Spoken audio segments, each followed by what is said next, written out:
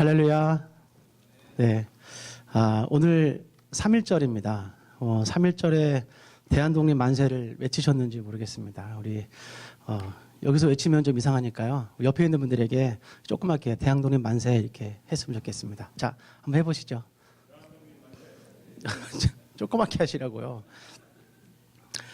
시간이 이렇게 빠른 줄 이제야 알았습니다. 제가 이 내가 만난 하나님 시리즈를 이렇게 시작할 때, 저는 맨 마지막 순서로 잡혔기 때문에, 여유가 참 있었는데, 벌써 한 2달이라는 시간이 끝나버리고, 제 순서가 돼가지고, 얼마나 걱정이 많았는지 모르겠습니다. 수요예배 순서가 2달도 넘어서 참 안심하고 있었는데, 벌써 그날이 오고야 말았습니다. 그냥 설교를 하라고 하면 하겠는데, 이게 뭔가 이렇게 내가 만난 하나님, 그리고 내 삶 가운데 동행하여 주신 그 예수님을 평소와는 뭔가 다른 방법으로 전해야 된다는 것이 너무 큰 부담감으로 다가왔습니다. 계속 그 큰 부담으로 한 달을 넘게 지내오다가 한 달쯤 전에 이렇게 메모지에 그래도 준비를 해야 되겠다 싶어가지고 교육자실에 앉아가지고 메모지 한 장을 이렇게 쭉 찢었습니다. 그리고 어릴 적부터 나를 찾아와 주시고 또 만나주신 그 예수님을 이렇게 쭉 적어봤습니다. 엄마 뱃속에서 이렇게 태어날 때 나를 보던 시선들이 기억나고 또 어린 시절에 어떻게 살았나 툭 적게 되고 내가 10대 시절에 어떻게 살았나 이렇게 또 적게 됐습니다. 메모지에 적다가 예수님의 사랑이 정말 나와 늘 함께 있었구나라는 이 사실을 느끼면서 마음에 굉장히 큰 이렇게 감격을 가지고 있었습니다. 그래서 매 순간마다 때마다 상황마다 어떨 땐 고난의 순간마다 예수님께서 나와 함께 해주시고 먼저 찾아와 주시는 그 하나님을 묵상하면서 교육자실 자리에 앉아서 메모지에 어린 시절의 사건들을 이렇게 10대 또 15살, 17살 적으면서 이렇게 눈물을 흘리면서 혼자서 예수님의 이 감격을 막 체험하고 있었습니다. 근데 갑자기 은혜를 확 깨는 한마디가 들렸습니다. 이동환 목사님이 엄청 짜증내는 목소리로 수요예배 본문 주세요 라고 하는 거예요. 광고 내야 되니까 수요예배 본문이랑 설교 제목 빨리 주세요. 엄청 짜증 내면서 그 은혜가 완전히 깨져버렸습니다. 그래가지고 잠깐만요 알았다고요 하고 고개를 딱 들었는데 그 순간 제 컴퓨터 모니터에 이 포털 사이트에 기사 제목이 뭐였냐면 탄핵 그때와 다른 것은 이라는 제목이 이렇게 딱 떠 있는 거예요. 탄핵 그때와 다른 것은. 그래서 잠깐만요 한 것도 잊어버리고 이걸 클릭했습니다. 저도 모르게. 그래서 이 기사를 쭉 읽다가 보니까 이렇게 또 기사를 한번 읽게 되면은 타고 들어가가지고 계속 기사를 읽게 되잖아요. 근데 이 탄핵에 관련된 자료를 찾아보다가 관심이 생긴 사건이 있었습니다. 고 노무현 전 대통령의 재신임 발언이었어요. 재신임 발언. 이게 젊은 목사가 또 정치 얘기한다고 오해하지 마시고 이 정치 중립을 어겼다는 발언과 함께 이 재신임이라는 이 발언이 그때 탄핵 사태의 결정적 빌미를 제공한 사건이었습니다. 그때 각 정당들이 뭐 이렇게 자신의 정당의 이익에 따라서 찬성하는 데도 있고 또 반대하는 데도 있고 또 찬성했다가 또 뭐 여론조사 해보니까 안 되겠다 또 반대하고 그리고 경제계에서는 이게 지금 국민 투표하면 1,000억 원 이상이 드는데 왜 그걸 해야 되느냐 뭐 난리가 났었습니다. 그래서 이런저런 사건으로 나라가 굉장히 시끄러웠던 때가 있었습니다. 그렇다면 노무현 대통령은 왜 그 시점에 재신임을 묻겠다는 것이었을까요? 국정 혼란이 눈에 보듯 뻔하고 막대한 지출이 예상됨에도 불구하고 왜 재신임을 묻겠다고 했을까? 탄핵의 위기를 무릅쓰고 왜 그토록 재신임을 묻겠다고 했는가? 여러분 재신임이 뭡니까? 다시 물어보는 거잖아요. 나 진짜 대통령 맞냐? 나 진짜 니네 대통령 맞니? 이걸 물어보는 게 재신임이에요. 아무도 자신을 지지하지 않는 것 같고 정당들은 대통령으로 권위를 인정해주지도 않는 것 같고 맨날 무시당하고 여기저기서 비판의 목소리가 높아지고 있었기 때문에 재신임을 한번 해봐야 되겠다. 그래 이런 발언을 했던 것 같아요. 그때 뉴스마다 읽어보니까 대통령 재신임을 헌정 이래 첫 번째라고 떠들고 세계에서도 유례를 찾아볼 수 없는 수치스러운 발언이다. 이렇게 하면서 되게 말이 많았습니다. 그런데 역사상 첫 번째라고 말하고 헌정일의 첫 번째라고 말하는 세계에서 유례를 찾아볼 수 없었다고 말하는 그 제시님이라는 사건은 사실은 2000년 전에도 동일하게 제시님을 묻는 사건이 있었다는 거예요. 기사를 읽으면서 계속해서 하나님께서 제 마음 가운데 떠오르게 하신 말씀이 바로 오늘의 말씀이었습니다. 오늘 본문을 보면 예수님께서 베드로에게 제시님을 묻고 계십니다. 베드로야, 나를 사랑하느냐? 여러분, 이때가 언제입니까? 예수님을 사랑한다고 떵떵거리던 베드로 아니었습니까? 다 배신해도 나는 배신하지 않겠습니다라고 자신 있게 외치던 그런 베드로 아니었습니까? 그 베드로가 그리스도를 부인하고 예전에 고기나 잡던 어부가 되어 있는 것입니다. 여러분, 이 베드로의 마음이 어떻겠습니까? 그 마음이 편했겠습니까? 밤새도록 고기는 잡고 있는데 그 마음이 편하겠어요? 고기가 잡히겠습니까? 머릿속에는 온통 죄책감에 사로잡혀 있었을 겁니다. 내가 예수님 부인했어. 아우 창피해. 예수님 모른다고 했어. 아우 떵떵거리지나 말걸. 외치지나 말걸. 내가 벌 받는 건가 보다. 고기도 안 잡힌다 야. 이러면서 밤새도록 고기를 잡으면서 죄책감에 빠져 있을 거예요. 자신을 부인하고 배신하고 도망쳤던 베드로에게 지금 예수님께서는 제시님을 묻고 계시는 거예요. 베드로야, 드로야, 너 나를 사랑하니? 이게 친한 관계잖아요. 예. 드로야, 너 나 사랑하니? 네, 사랑합니다. 너 정말 나를 사랑해? 네, 사랑한다니까요. 한 번만 더 물어볼게. 너 진짜로 정말로 나를 사랑하는 거 맞니? 네, 예수님 아시잖아요. 정말 예수님 사랑합니다. 이 사건이 바로 역사상 첫 번째로 제시님을 묻는 사건입니다. 예수님의 제시님은 예전에 있었던 그런 제시님과는 정반대의 질문입니다. 자기를 위한 제시님이 아니라 나를 좀 알아봐 달라는 그런 제시님이 아니라 바로 그 질문을 듣고 있는 우리를 위한 제시님이라는 거예요. 나를 찾아오셔서 직접 찾아오셔서 날 사랑하니라고 물어봐 주시는 그것이 예수님의 사랑이라는 겁니다. 여러분, 제시님을 묻는 이유에는 두 가지가 있습니다. 부모의 말을 지지리도 안 듣는 아이에게 야, 나 정말 네 아빠 맞니? 라고 물어보는 이유가 뭡니까? 두 가지 의미가 있겠죠. 하나는 나 네 아빠니까 내 말 좀 잘 들어라. 이런 말도 있지만 또 하나는 재확인이에요.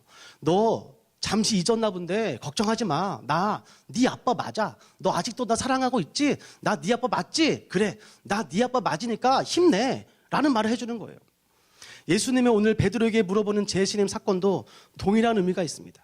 오늘 베드로에게 네가 정말 나를 사랑하느냐라고 물으시며 제시님을 얻고자 하는 데는 두 가지 의미가 있어요. 네가 정말 나를 사랑한다면 나를 부인해선 안 된다라는 거예요. 너 나를 사랑한다고 하면서 나를 부인하면 되겠니? 나를 사랑한다고 하면서 여기서 고기나 잡고 있으면 되겠니? 주님을 사랑한다고 하면서 우리도 마찬가지로 어려운 일 생기고 문제가 생기고 오늘 내 뜻대로 내 생각대로 안 되면 늘 불평하고 불만을 갖고 있는 모습이 우리의 모습입니다. 아니, 우리가 아니라 제가 그렇습니다. 물질을 사랑하고 능력을 사랑하고 높은 지위를 원하고 성공을 구하며 살아가는 것이 제 모습이에요. 순간순간 그리스도를 내 삶 속에서 부인하고 살아갑니다. 그래서 저는 너무나 부끄럽습니다. 실수투성의 인간입니다. 그래서 오늘 베드로처럼 고개 푹 숙이고 예수님을 바라볼 수 없는 모습을 너무나 많이 갖고 있습니다. 그런 우리들을 찾아오셔서 예수님께서 물어봐 주시는 거예요. 너 나 사랑하니? 너 나를 사랑한다면 그렇게 살지 마. 먼저 물어봐 주시는 것이 얼마나 큰 사랑인지 몰라요. 예수님께서 베드로에게 물어보셨던 두 번째 이유는 이것입니다.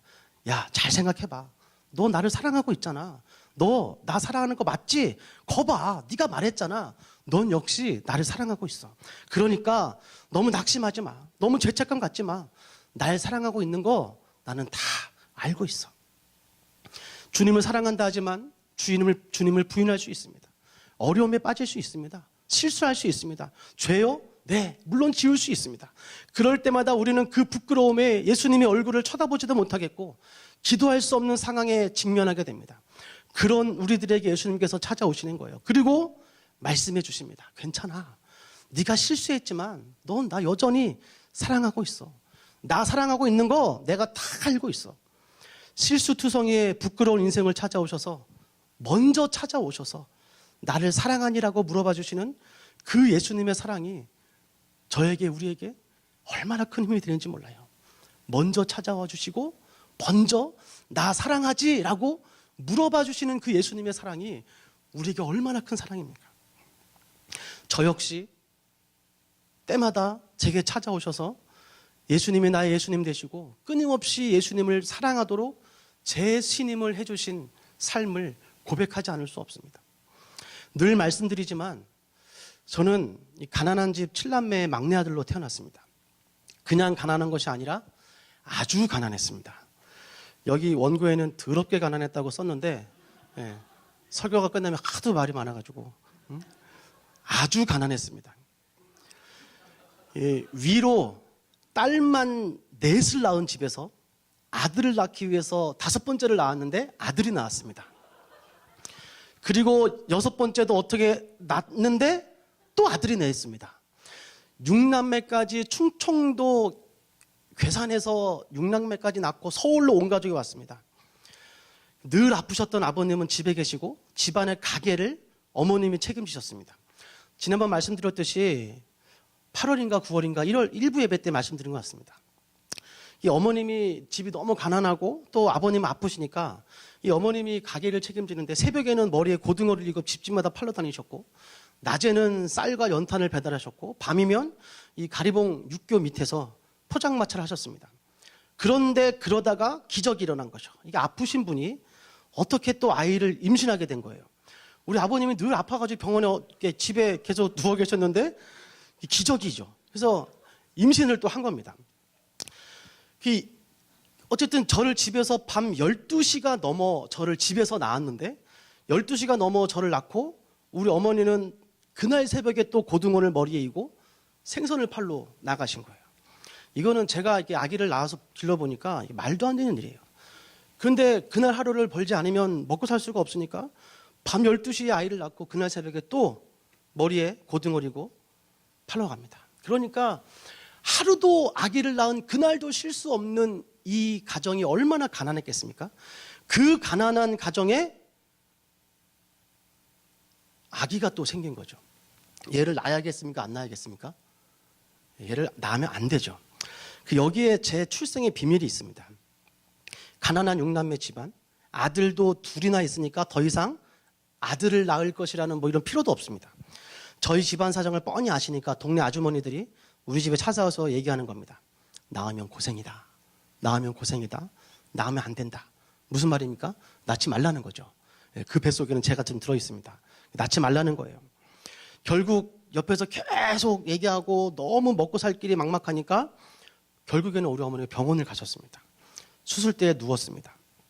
그래서 뱃속에 있는 저를 이제 안 낳으려고 수술대에 누웠습니다. 그리고 우리 어머니가 수술대에 누워서 물어보셨습니다. 얼마예요? 얼마예요를 물어봤는데 그때 돈으로 2만 원이었다는 거예요. 2만 원. 근데 우리 어머니가 5천 원이 모자라요. 그리고 벌떡 일어나서 나오셨대요. 5천 원이 모자라요. 그리고 집으로 가시면서 짜장면 한 그릇을 차 드시고 그리고 저를 낳았습니다. 그래서 아직도 저희 어머니는 제가 말썽을 풀면 그때 5천 원이 없어서 응?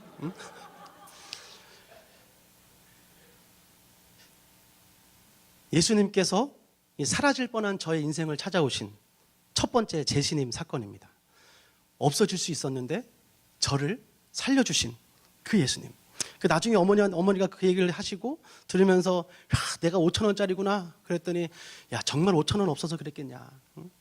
차마 그럴 수 없어서 일어났다라고 말씀하시더라고요. 태어나서도 제 고난은 끝나지 않았습니다. 아들 없는 집 주라고 그렇게 동네 아주머니들이 오셔서 꼬시는 거예요. 그때 가장 주도적으로 꼬셨던 우리 옆집 석유집 아줌마, 지금 제 모교회의 권사님이에요. 몇 년 전에 교사 혼신 예배로 제 모교회에서 설교해달라 그래가지고 가서 설교할 때 제가 이 얘기 다 했습니다. 그 권사님이 거기 앉아 계셨어요. 절대 그냥 넘어가지 않죠. 그렇게 어렵게 목숨을 부지하고 초등학교 2학년 무렵이 되었습니다. 저희 집은 순댓국집을 했습니다. 이제 포장마차를 해가지고 순댓국집을 하고 선지해장국을 파는 가게를 시작했습니다. 선지해장국. 그래서 제가 지난번 1부 예배 때 기억나십니까? 초등학교 2학년 때 집에서 선지해장국을 파니까 맨날 선지를 사다가 저는 날랐습니다. 그래가지고 등에다가 어머니랑 같이 시장을 가가지고 선지 뭔지 아시죠? 소피. 이 선지를 이렇게 퍼가지고 제 등에다 가방에 넣어주면 이제 가방에 메고 저는 맨날 선지를 이제 가게까지 나르는. 그래서 우리 어머니랑 선지를 사러 자주 다녔습니다. 그래서 저는 그때부터 예수님께서 저에게 어떻게 준비시켜 주셨냐면 선지를 등에다 메고 다니는 사람을 뭐라고 말합니까? 선지자라고 말하죠. 그래서 어렸을 때부터 저는 초등학교 시절부터 저는 선지자로 준비된 그런 인물이었습니다.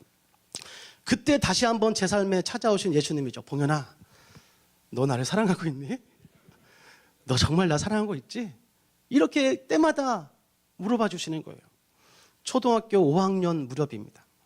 집 앞에 바로 교회가 있었는데 성경학교를 한다는 포스터가 붙어 있는 것을 보고 누가 오라고도 안 했는데 초등학교 5학년 때 저 혼자 그냥 교회를 들어갔습니다. 여름 성경학교 때. 그때 처음 들어간 교회가 대학교 때까지 섬긴 제 모교회가 되었고 그곳에서 저는 목회자로 헌신하게 되었습니다. 제가 지금 18년 동안이나 차세대 사역을 하는 이유가 바로 이것입니다. 제가 처음 예수님을 만난 그 시절이 초등학교 시절입니다. 우연히 들어간 교회를 떠나지 않을 수 있었던 그 이유는 가난하고 말썽 피우고 맨날 까불던 저를 위해서 늘 기도하셨던 교회 학교 선생님이 계셨어요. 늘 저를 먹여주시고 집으로 초대해 줘서 또 기도해 주시고 말씀을 가르쳐주셨던 그 선생님. 그리고 목회자로 헌신한 중학교 시절. 그 시절이 너무나 소중하고 차세대 교사의 역할이 얼마나 중요한지를 알기 때문에 저는 지금도 그 시절에 사역을 하고 있는 차세대 사역을 하고 있습니다. 그렇게 저는 초등학교 시절에 교회를 다니기 시작하면서 학교에서는 문제아였지만 교회에서는 믿음 좋은 학생이라는 이중생활을 하기 시작합니다. 중학교 2학년 때 일입니다. 집에 있던 저는 전화 한 통을 받았습니다.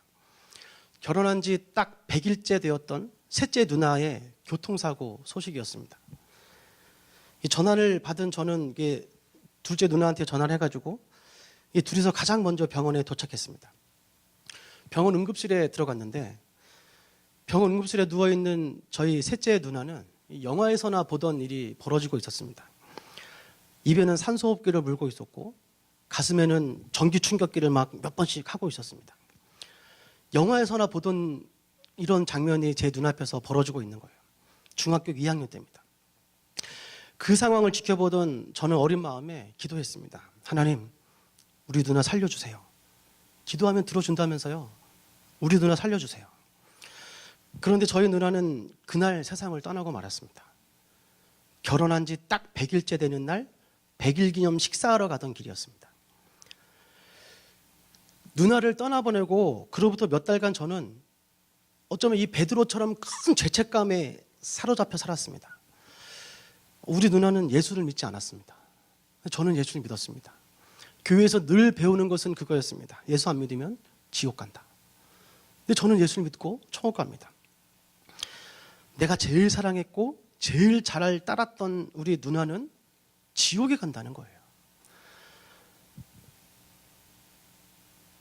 교회에서는 믿음 좋은 아이라고 교회 집사님들, 권사님들이 봉현이 참 믿음이 좋구나 칭찬받았는데 교회에서 문학의 밤 뭐 이런 거 하면 맨날 영국 주인공하고 대표로 하고 이런 사람이었는데 정작 내 가족인 누나는 죽어서 지옥을 간다는 거예요.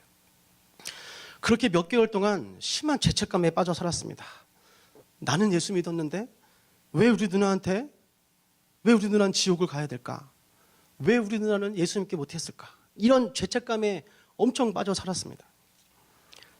그때 몇 개월 동안 웃지도 않았던 것 같아요.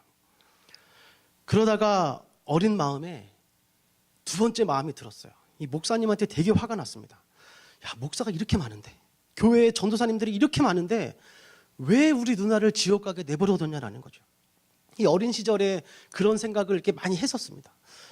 목사가 그렇게 많고 전도사가 이렇게 많은데 왜 우리 누나를 예수 믿게 하지 못하고 지옥 가게 놔뒀나 하면서 엄청 화를 내면서 또 살았습니다. 죄책감에 사로잡히는 인생이었고 그런 기간이었고 또 몇 달 동안은 마음속으로 굉장히 불평이 쌓여있던 그런 날들을 보냈습니다. 그런 마음으로 참석하게 된 중고등부 여름 수련회였습니다.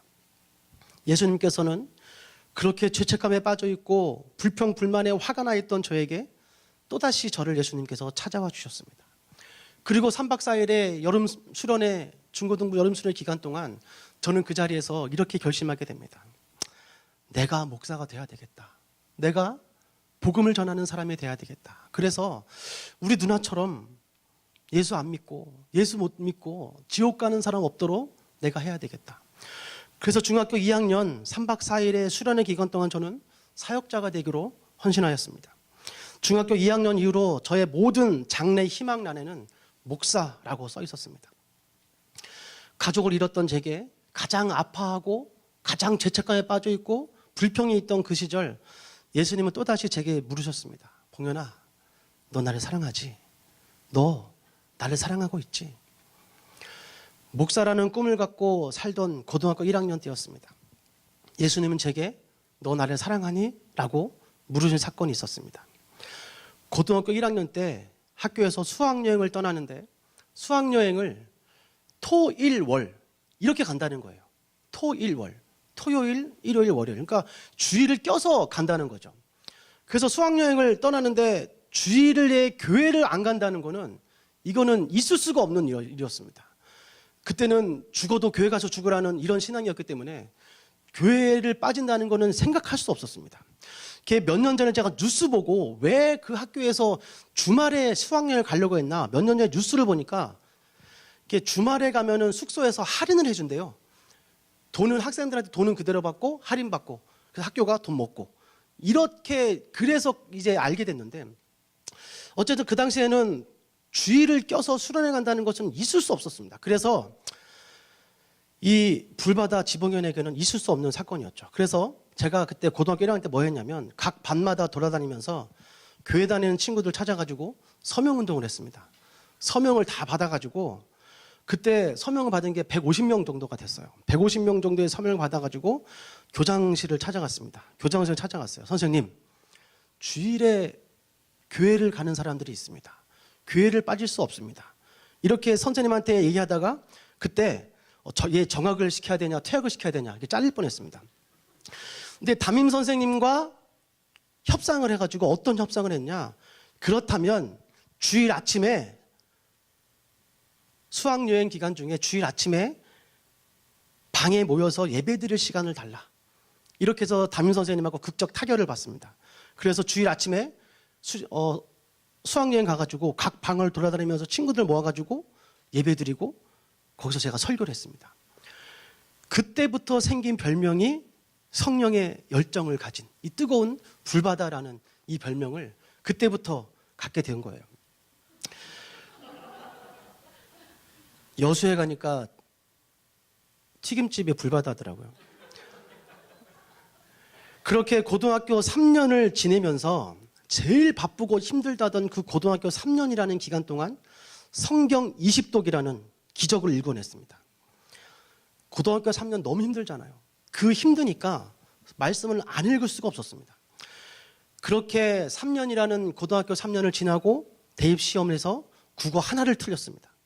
영어 하나 틀렸습니다. 수학 하나를 맞았습니다. 그리고 총신대학교 신학과에 입학하게 되었습니다. 예. 사실 하나는 아니고 몇 개 더 맞았는데요.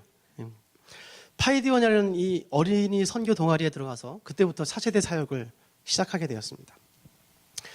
대학교 2학년을 마치고 저는 군대를 가게 됩니다. 군대 얘기 안 하려고 그랬는데 군대에서 저는 뭘 했냐면 조교를 했습니다. 그때는 몸매가 지금과 같지 않았기 때문에 이제 훈련소에 있었을 때 훈련소에서 1등부터 10등까지 이렇게 점수가 있었나 봅니다. 근데 갑자기 이제 어떤 까만 옷 입은 사람들이 와가지고 훈련병일 시절에 10명의 이 번호를 부르는 겁니다. 그래서 10명에 나갔습니다. 나가가지고 이유도 모르고 복도에 쭉 섰는데 갑자기 이 시커먼 사람이 엎어 그러는 겁니다. 그래서 다 엎드려 뻗쳤습니다. 엎드려 뻗쳤는데 이유도 설명하지 않고 그냥 팔굽혀펴기 50회 실시하는 겁니다. 50회를 막 했습니다. 힘드냐? 아닙니다. 또 50회를 또 했습니다. 힘드냐? 아닙니다. 또 50회를 시키는 거예요. 힘들죠. 그래가지고 남들 50번 다 하고 있을 때 저는 한 15번 정도 이렇게 천천히 하고 또 힘드냐? 아닙니다. 또 50번 시키는데 저는 또 한 10대 번 이렇게 좀 하고 남들은 또 50번 다 하고 결국 끝까지 제가 버텼습니다. 그래서 조교로 뽑혔습니다. 그리고 나서 2개월간의 조교 훈련이 시작됐는데 제가 정말 군대에서 딱 2번 도망치고 싶었던 적이 있었는데 이 조교 훈련 받던 이 2달이었어요. 보통 이런 거 있지 않습니까? 이게 선착순 시키잖아요. 선착순. 그런 거 시키면 보통 뭐 축구 골대 돌아서 선착순 2명 뭐 이렇게 하는데 우리는 어떻게 했냐면 이렇게 유격 조교 훈련을 받을 때는 유격이라는 이 코스는 산 봉우리에 하나씩 코스가 있거든요. 이쪽 산에 코스 1번, 이쪽 코스 2번, 이쪽 코스 3번. 근데 선착순 어떻게 시키냐면 1번 코스 찍고 3번 코스 돌아 선착순 3명 이럽니다. 그러면 이쪽 산 올라갔다가 내려와서 이쪽 산 올라가서 오면은 이제 점심 먹는 시간이에요.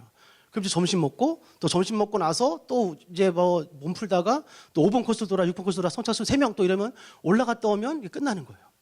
그리고 뭐 이렇게 뭐 이런 뛰기 이런 거 하면 뭐 2000회 막 이렇게 시킵니다. 2000회 진짜 할까 하는데 진짜 2000회 합니다. 그래서 2000회 하다가 또 2000회 끝나면 밥 먹고 이런 시간을 2개월 동안 보내는 거예요. 너무 힘든 조교 생활이었습니다. 그렇게 훈련을 받고 나서 조교가 딱 돼가지고 신병교육대 조교가 아니라 유격장의 유격조교입니다. 뭐 애인 있습니까? 하면서 이렇게 뛰어내리는 거 있잖아요. 그런 거 제가 시범 보이고 그거 시키던 사람이었어요. 그래서 이 조교들이 하는 말은 여러분 이제 자녀들이 군대 갈지 모르겠지만 군대 가면 유격장을 혹시 유격 훈련을 가게 되면 절대 열심히 할 필요가 없다. 이렇게 말해주면 됩니다. 왜냐하면 아무리 열심히 해도 그 뒤에 무슨 말을 할지는 이미 외워서 하는 거기 때문에 아무리 목소리를 크게 하고 아무리 크게 떠들어도 이미 정해져 있습니다. 그래서 이제 군인들이 들어오면 제가 이렇게 막 얘기를 합니다. 지금도 기억이 납니다. 본 코스까지 오느라 대단히 수고 많았습니다. 교육에 앞서 여러분들 굳은 몸과 마음 간단한 유격체조 몇 가지로 풀어보도록 하겠습니다. 유격체조 첫 번째 높이 뛰기 준비. 목소리밖에 안 나옵니까? 목소리 아무리 크게 해도 그 뒤에 대사는 목소리밖에 안 나옵니까? 정해져 있어요. 예. 그래서 이 엎드려 뻗쳐가지고 A4 용지 5장을 외울 때까지 못 일어났습니다.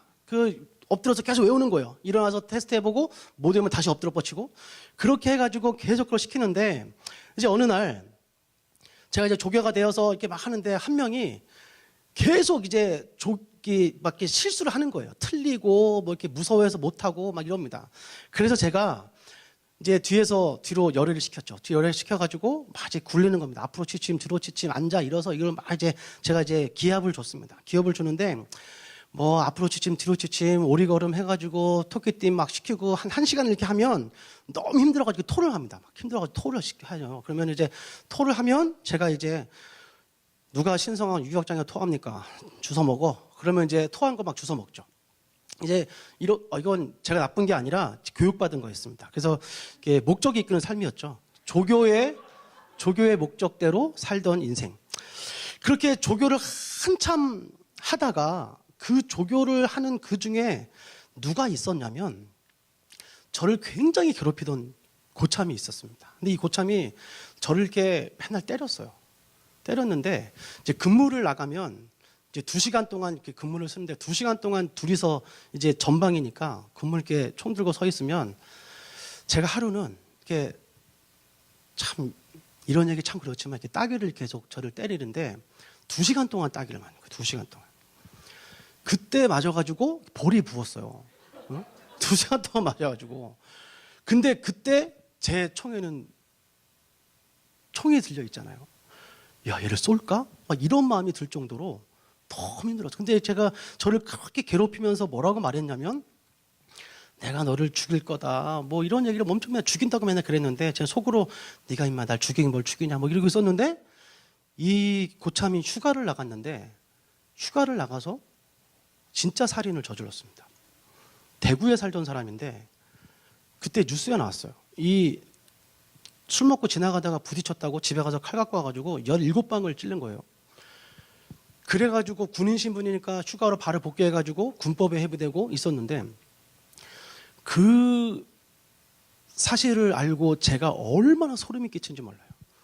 저를 맨날 죽인다고 말했던 그 사람이 진짜였고 맨날 저한테 칼이 어쩌고 저쩌고 막 말했던 그 얘기가 다 진짜였고 맨날 내 옆에 누워서 잠이 들 때까지 저를 맨날 괴롭혔던 그 사람이 정말 그 사건을 저지르니까 이거는 그 충격에서 정말 벗어날 수가 없었습니다. 그 충격에서 헤어나지 못하고 있을 때 예수님은 그때 저를 찾아오셨어요. 어떤 기회를 또 주셨냐면 유격장에서 조교 30명만 따로 생활을 하고 있었는데 그때 이제 부대에 있던 군종이 전역을 하면서 갑자기 뭐라고 말했냐면 제 후임은 유격장에 있는 지봉현입니다. 이러고 제대해 버렸어요. 그러니까 갑자기 저는 부대에 유격장에 있다가 혼자서 부대를 복귀해가지고 갑자기 군종이 되었습니다. 그러니까 뭐 소문이 난 겁니다. 수요일 설교도 제가 하고 매주일 설교도 제가 해야 됐습니다. 그러니까 자기들 괴롭히던 유격장의 조교가 군종돼가지고 교회 와서 설교한다는 소문이 퍼지니까 이 백골부대 역사상 교회에 가장 많은 군인들이 예배를 드려 왔습니다. 부흥이죠. 그래서 야, 하나님이 또 나에게 이런 기회를 주시는구나. 하나님이 또 나를 그 충격과 공포에서 벗어나게 해주셨어요. 이제 그렇게 군종 생활을 좀 하다가 전역을 한 보름 정도 남겼습니다. 전역이 보름 정도 남은, 제대를 보름 정도 남긴 이 군인은 아무 것에도 관심이 없습니다. 의욕이 없습니다. 오직 관심이 있는 건 TV죠, TV. 그래서 늘 이제 누워가지고, 침상에 누워가지고, 이 손에는 총이 들려있는 게 아니라 맨날 리모컨이 들려있죠. 그래서 맨날 이제 TV만 보고 있는데, 한 보름쯤 남겨둔 어느 날, 봉현아, 너 정말 나를 사랑하니? 아직도 너 사랑하고 있는 거 맞아? 예수님이 또 저에게 말씀하시는 거예요. 어느 날 신병이 들어왔습니다. 신병이 들어오거나 말거나 저는 보름 남았기 때문에 관심이 없습니다. 신병이 들어오는 신병은 죽을 맛이지만 나머지 이제 고참들한테는 축제의 날이에요. 갖고 놀 장난감이 들어온 겁니다. 그래가지고 막 이것저것 시켜봅니다. 노래도 시켜보고 뭐 사회에서 뭐 했냐 막 물어보고 춤춰보라고 시켜보고 뭐 별의별 걸 다 시켜봅니다. 그래서 이제 어떤 애가 마지막에 야 자기소개해봐 했습니다. 근데 자기소개를 하는데 이 신병이 이등병을 다 달고 와가지고 뭐 저는 학교를 어디 다녔고 사회에서 뭐 했고 나이는 몇 살이고 뭐 얘기하다가 맨 마지막에 종교는 기독교입니다. 이렇게 끝을 맺었어요. 그러니까 군종 하던 사람이 이렇게 저쪽에 누워 있으니까 이제 보름밖에 안 남은 군종 또 고참 그러니까 뭐 무서울 게 없잖아요. 그러니까 이제 막 장난치는 겁니다. 저기 군종이 있으니까 물어보는 거예요. 막 장난치는 거예요. 신병한테 야 주기도문 외워봐. 그 주기도문 막 외워보고 십계명 3번 뭐야 또 물어보고 사도신경 외워봐 이런 걸 막 시킵니다. 막 하다가 뭐 성경에 있는 거 뭐 이것저것 물어보는 거예요. 근데 저는 물어보거나 말거나 아무 관심이 없죠. 저는 전역할 거니까. 그 TV만 보고 있는데 한 고참이 뭐라고 물어봤냐면 야 예수님 누가 죽였어? 이렇게 물어봤어요. 예수님 누가 죽였어? 그래서 저는 이제 TV 보다가 본디오 빌라도 아니 가룟 유다? 뭐 이렇게 생각하고 있는데 갑자기 이놈이 예수님 누가 죽였어? 라는 이 질문에 제가 죽였습니다 라고 하는 거예요. 제가 죽였습니다. 저는 그때 생각만 하면 얼마나 마음이 부끄러운지 몰라요. 예수님 누가 죽였어? 라는 이등병에게 신병한테 하는 이 질문에 이 신병이 뭐라고 대답을 했냐면 제가 죽였습니다 라고 하는 거예요. 제가 죽였습니다. 여러분 이 군대 갔다 오시면 아시겠지만 이등병이 거기에서 고참들의 질문에 제가 죽였습니다라는 이 질문은 이게 대답은 완전히 미친 대답입니다. 그런데 제가 죽였습니다라는 이 대답에 갑자기 다들 뭐야 이게 다 조용해진 거예요. 그 제 들고 있던 리모컨으로 TV를 탁 끄고 야 다 가만히 있어. 그리고 제가 그 신병을 데리고 이 막사티로 갔어요. 그리고 제가 그 시간에 그 저녁에 이 신병을 데리고 둘이서 의자에 앉아가지고 얼마나 울었는지 몰라요. 예수님 누가 죽였어라는 이 질문에 전도사라는 놈이 전도사 하다 들어온 놈이 머릿속에 뭘 떠올리냐면 본디오 빌라도 아니면 가룟 유다 이런 걸 제가 알까? 나도 모르게 그 사람들의 이름을 떠올리는 제 모습에 너무 부끄러운 거예요.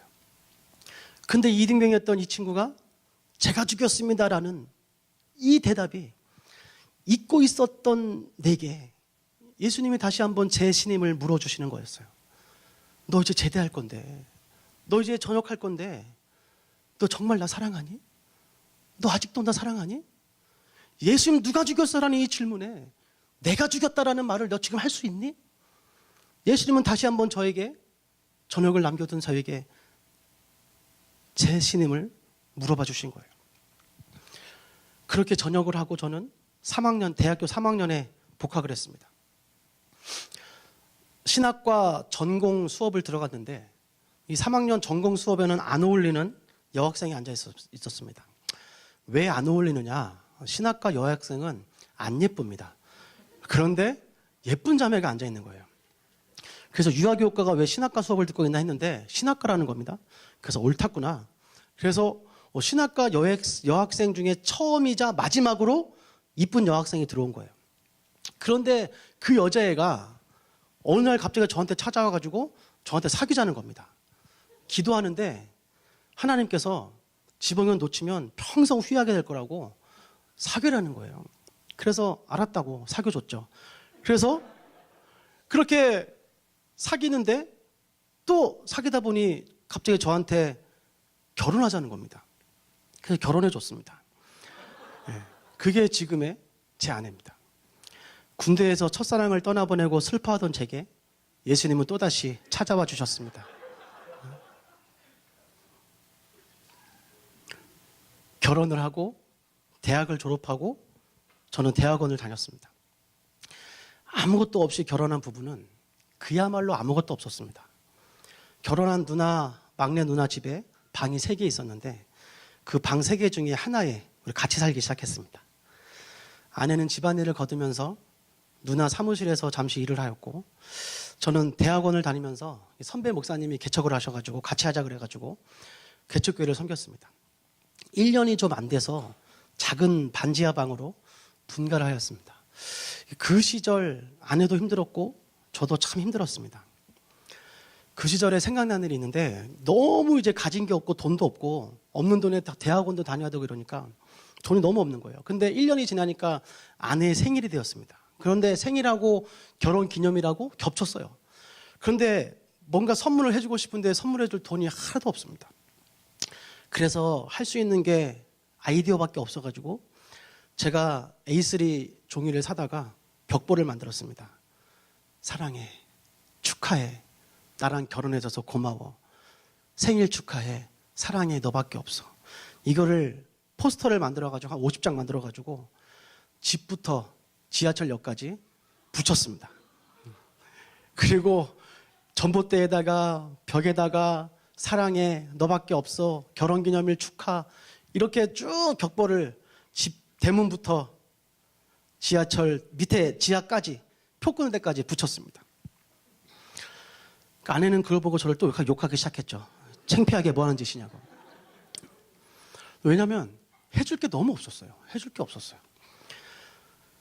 이 총신대학교 대학원은 학부는 사당동에 있는데 대학원은 어떤 분이 양지에 있는 땅을 이렇게 기증하셔가지고 대학원이 양지에 있습니다. 기증하려면 서울에 있는 땅을 기증해야지 양지의 땅을 기증해가지고 대학원이 양지에 있습니다. 그러니까 용인 지나서 양지예요. 양지를 맨날 왔다 갔다 하는 겁니다. 근데 왔다 갔다 하기가 힘드니까 기숙사에 들어가야 되는데 기숙사 들어갈 돈이 없는 거예요. 기숙사를 못 들어갑니다. 그래서 제가 또 개척교회니까 맨날 새벽 예배도 막 가끔 오고 수요 예배도 늘 와야 됐고 금요 예배 와야 됐고 찬양 인도도 하고 막 이러니까 맨날 서울 왔다 갔다 하니까 형 차를 빌려서 기름도 다 넣어주고 형 차를 가지고 왔다 갔다 하는데 기숙사 들어갈 돈이 없어가지고 이렇게 이불을 가지고 차에서 그 추운 날 차에서 이불을 덮고 그렇게 잤던 그런 기억이 납니다. 참 이렇게 어렵게 살았던 것 같아요.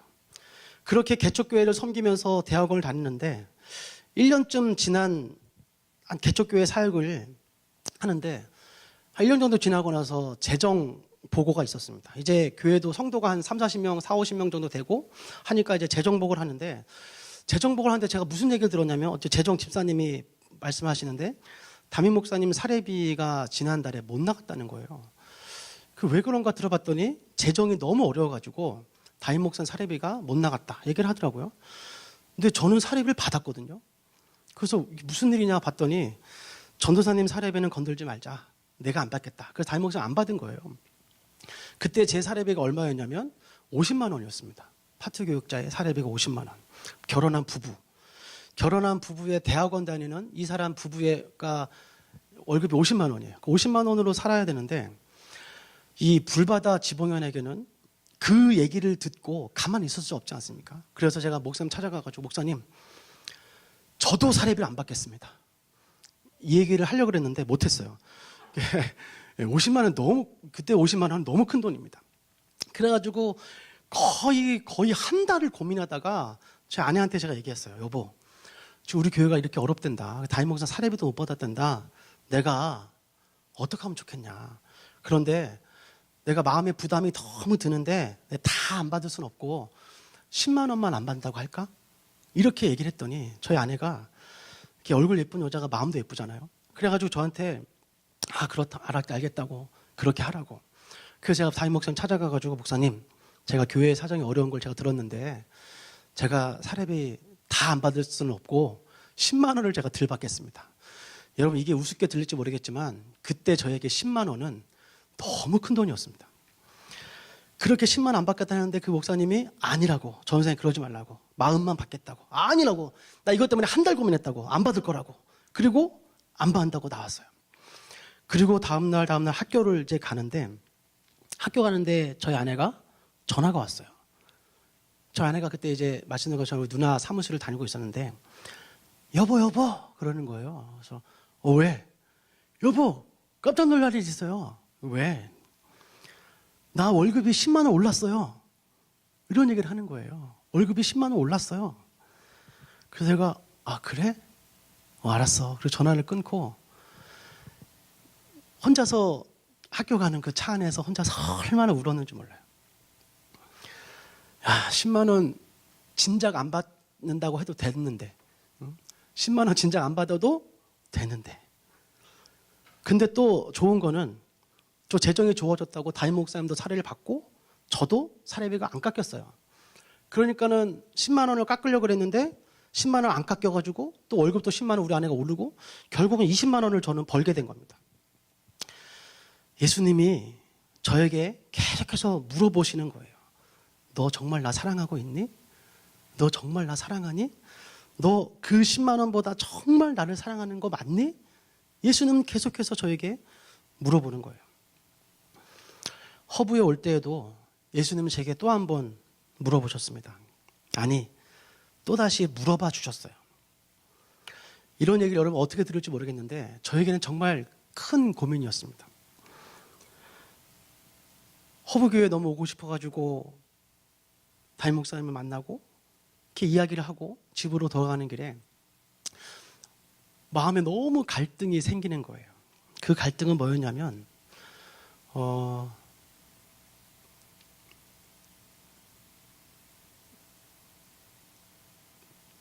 제가 전임으로 사역을 하면서 이제 교육자들은 딱히 돈이 없으니까 교회에서 사택을 보조해 줍니다.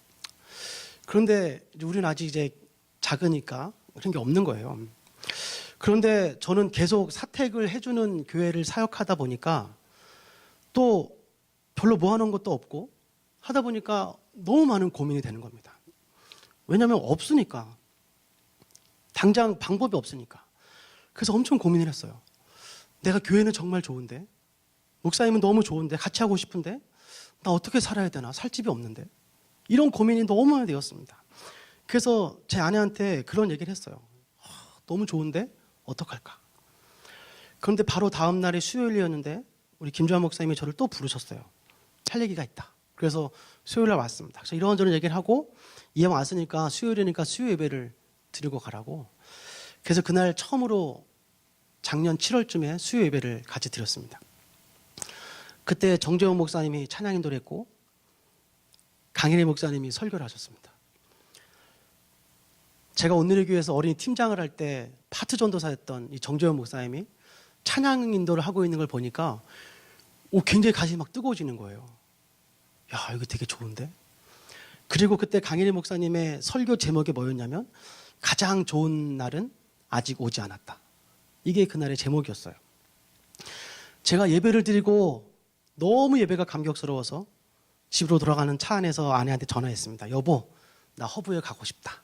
나 허브에 오고 싶다. 왜냐하면 여기는 집이 없어도 감격이 있더라. 여기는 예배가 좋더라. 예배하면서 너무 은혜가 되더라. 먹고 사는 문제와 예배하는 삶의 이 갈림길에서 예수님은 저에게 또다시 질문하신 거예요. 너 정말 나를 사랑하니? 너 정말 나를 사랑하니? 이 질문에 저는 크게 대답한 거예요. 네, 예수님. 제가 예수님 사랑합니다. 네, 예수님. 저 예수님 사랑합니다. 이 말씀을 준비하면서 제 삶을 한번 돌아보는 좋은 기회가 됐습니다. 말씀을 준비하면서 다른 분들의 나눔을 들으면서 사실 많은 걱정이 됐습니다. 난 참 별게 없는 거예요. 교통사고가 크게 나서 죽다가 살아난 일도 없고, 뭐 환상을 본 것도 없고, 운전하는데 기름이 막 차오르는 것도 전 체험하지 못했고, 어디서 뛰어내려가지고 죽으려고 한번 해본 적도 없고, 벌 좀 내가 만들어야 되나? 뭐 이렇게 할 정도로 별게 없는 거예요. 그런데 말씀 준비하려고 이 걱정에 쌓여가지고 메모지에 내 삶을 막 이렇게 극적거리는데 갑자기 눈물이 막 나는 거예요. 내 삶의 순간순간마다 예수님이 늘 함께 해주셨다는 거예요. 예수님은 내 삶의 순간순간마다 찾아와 주셨습니다. 가난한 집안에도 찾아와 주셨고, 예수님을 모르던 가정에도 찾아와 주셨고, 청소년의 방황기에도 예수님은 찾아오셔서 물어봐 주셨습니다. 너 나를 사랑하니? 너 아직 나를 사랑하고 있지? 그래, 봉현이 너 역시 나를 사랑하고 있었구나. 인생의 꿈을 세울 때에도 예수님은 저에게 물어봐 주셨습니다. 돈 10만 원으로 고민할 때도 예수님은 저를 찾아오셨습니다. 기숙사비 아끼겠다고 밖에서 이불 덮고 자던 그 시절에도 예수님은 제게 끊임없이 제 신임을 요청하셨습니다. 예수님이 사랑받기 위해서가 아니라 나를 위해서 예수님은 계속해서 찾아와 주시고 물어봐 주시고 사랑을 깨닫게 해주셨습니다. 내가 만난 하나님이 아니라 나를 만나주신 하나님이셨습니다. 내가 만난 예수님이 아니라 나를 만나주신 예수님이셨습니다. 고개 숙인 보잘것없는 베드로를 찾아와 주신 예수님께서 때마다 제게도 찾아오셨습니다. 실수투성이었던 저에게, 부족함 투성이었던 저에게, 모난 것 투성이인 저에게, 부끄러운 것 투성이인 제 삶에 제 신임을 요구하시면서 찾아와 주신 그 예수님께 저는 오늘도 그렇게 고백합니다. 네, 예수님. 저는 예수님 사랑합니다. 나를 만나주신 예수님 정말 사랑합니다. 힘들 때에도 어려울 때에도 가난할 때에도 즐거울 때에도 있을 때에도 없을 때에도 내가 만난 예수님이 아니라 나를 만나주신 그 예수님 정말 사랑합니다. 저는 오늘도 이 고백을 할 수 있어서 너무나 행복합니다.